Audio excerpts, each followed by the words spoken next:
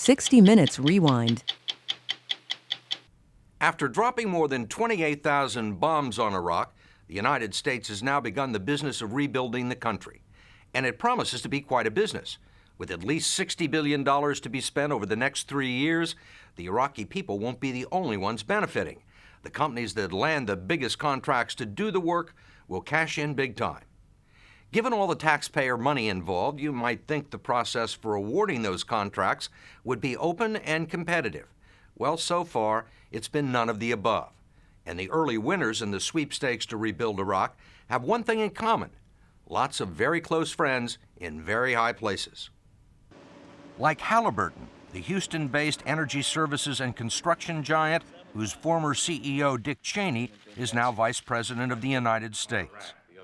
Even before the first shots were fired in Iraq, the Pentagon had secretly awarded Halliburton subsidiary Kellogg Brown & Root a 2-year, no-bid contract to put out oil well fires and to handle other unspecified duties involving more damage to the country's petroleum industry. It is worth up to $7 billion, but Robert Anderson, the chief counsel for the Army Corps of Engineers, says that oil field damage was much less than anticipated, and Halliburton will end up collecting only a small fraction of that $7 billion. But he can't say how small a fraction or exactly what the contract covers. This is a classified contract? The mission was classified, yes. And the contract itself? Yes. So we can't get a copy of it? Not now, no. Why is it secret? All I can tell you is it's secret because it's classified as such. Under normal circumstances, the Army Corps of Engineers would have been required to put the oil fire contract out for competitive bidding.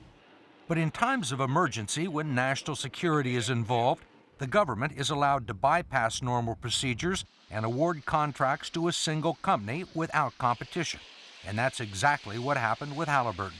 We are the only company in the United States that had the kind of systems in place, people in place, contracts in place to do that kind of thing. Chuck Dominy is Halliburton's Vice President for Government Affairs and its chief lobbyist on Capitol Hill. He says the Pentagon came to Halliburton because the company already had an existing contract with the Army to provide logistical support to U.S. troops all over the world. Let me put a face on Halliburton. It's one of the world's largest energy services companies, and it has a strong engineering and construction arm that goes with that. You'll find us in 120 countries. We've got 83,000 people on our payroll, and we're involved in a ton of different things for a lot of wonderful clients worldwide. They had assets pre-positioned. They had capability to reach out and get subcontractors to do the various type of work that might be required in a hostile situation. And this is a contract that was worth potentially $7 billion. Yes.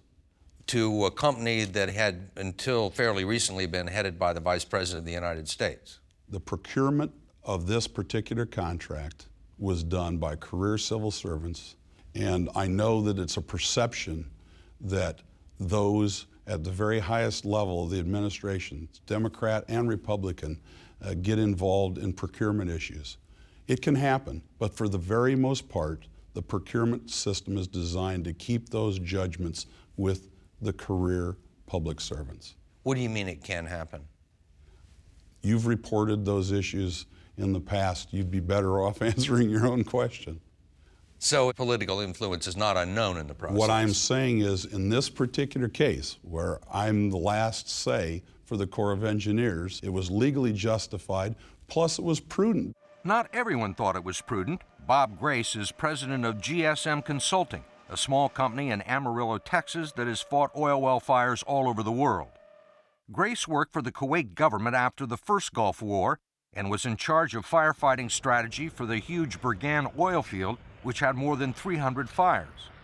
Last September, when it looked like there might be another Gulf War and more oil well fires, he and a lot of his friends in the industry began contacting the Pentagon and their congressmen.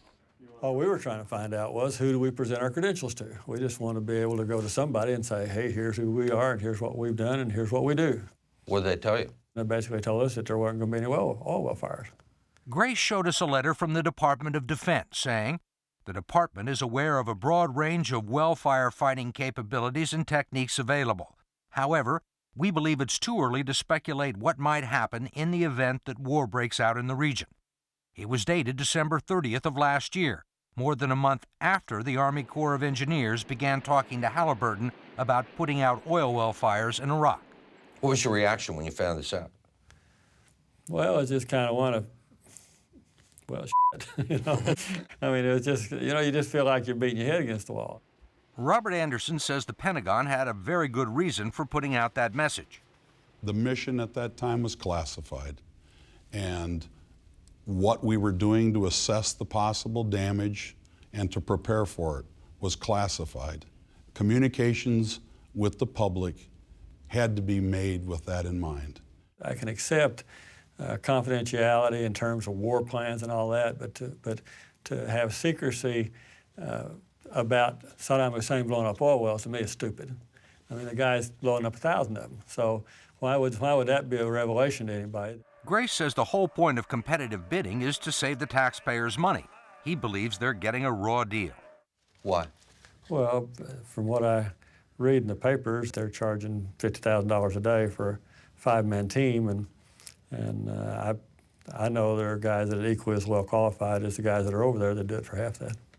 But Grace and his friends are no match for Halliburton when it comes to landing government business. Last year alone, Halliburton and its Brown & Root subsidiary delivered $1.3 billion worth of services to the U.S. government. Much of it was for work the U.S. military used to do itself. You help build base camps, you provide food, laundry, power, sewage, all the kinds of things that keep an army in place in a field operation. So you're sort of the contractor and caterer. Exactly. For the U.S. Army when it goes abroad. It is. Young soldiers have said to me, if I go to war, I want to go to war with Brown & Root. And they have, in places like Afghanistan, Rwanda, Somalia, Kosovo, and now Iraq. It's a sweetheart contract. There's no other word for it. Charles Lewis is the executive director of the Center for Public Integrity, a nonprofit organization which investigates corruption and abuse of power by government and corporations. He says the trend towards privatizing the military began during the first Bush administration when Dick Cheney was Secretary of Defense. In 1992, the Pentagon, under Cheney, commissioned the Halliburton subsidiary Brown & Root to do a classified study on whether it was a good idea to have private contractors do more of the military's work. Of course, they said it's a terrific idea. And over the next 8 years, Kellogg, Brown & Root, and another company got 2,700 contracts worth billions of dollars. So they helped to design the architecture for privatizing a lot of what happens today in the Pentagon when we have military engagements. 2 years later, when he leaves the Department of Defense, Cheney is the CEO of Halliburton. Thank you very much. It's a nice arrangement for all concerned. The story will continue after this.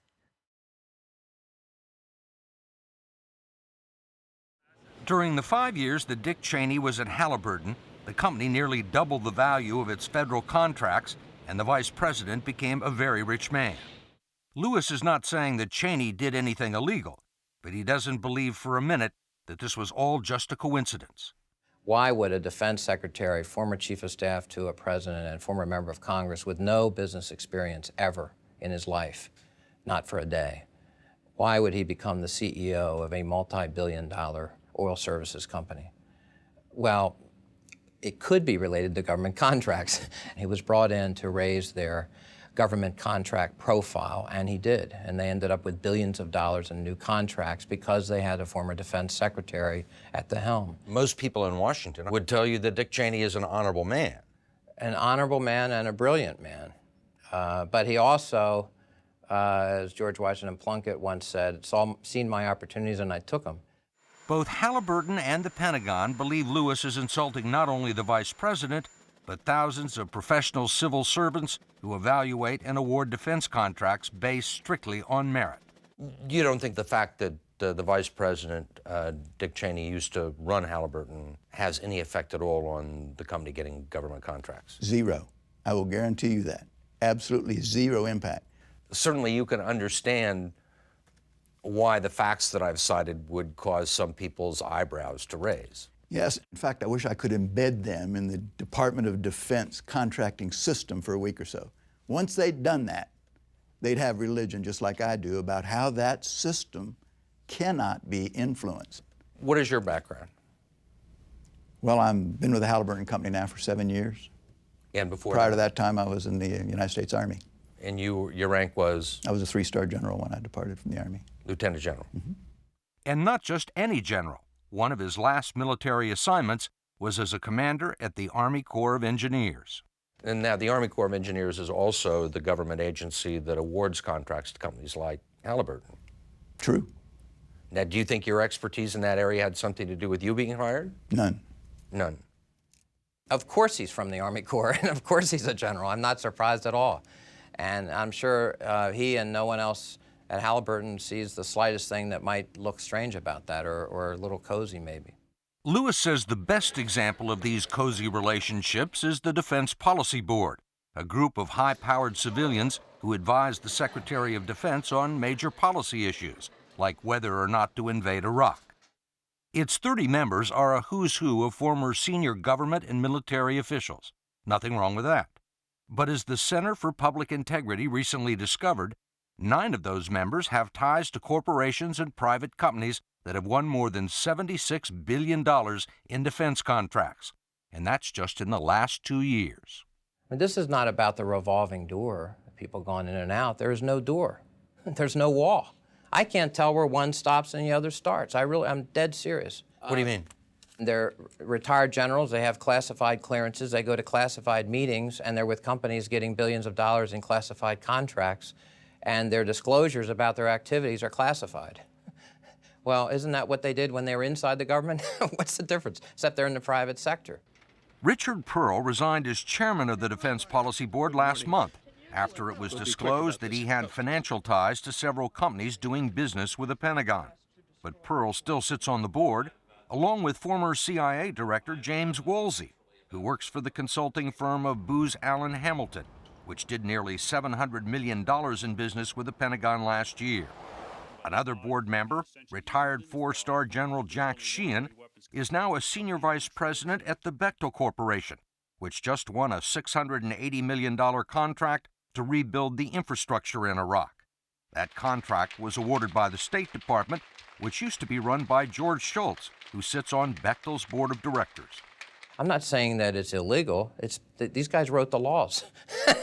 They set up the system for themselves. Of course it's legal. It just looks like hell. It looks like you have folks feeding at the trough. And they may be doing it in red, white, and blue, and we may be all singing the Star Spangled Banner, but they're doing quite well. As for Bechtel's $680 million contract with the State Department to rebuild roads, hospitals, schools, and the public infrastructure of Iraq, that was put up for competitive bidding, sort of. The competition was limited to a handful of American construction companies which were secretly notified about the contract before the war began. Foreign companies were excluded from the process, even the British ones. As for Vice President Cheney, we had hoped to interview him for this story, but he was unavailable.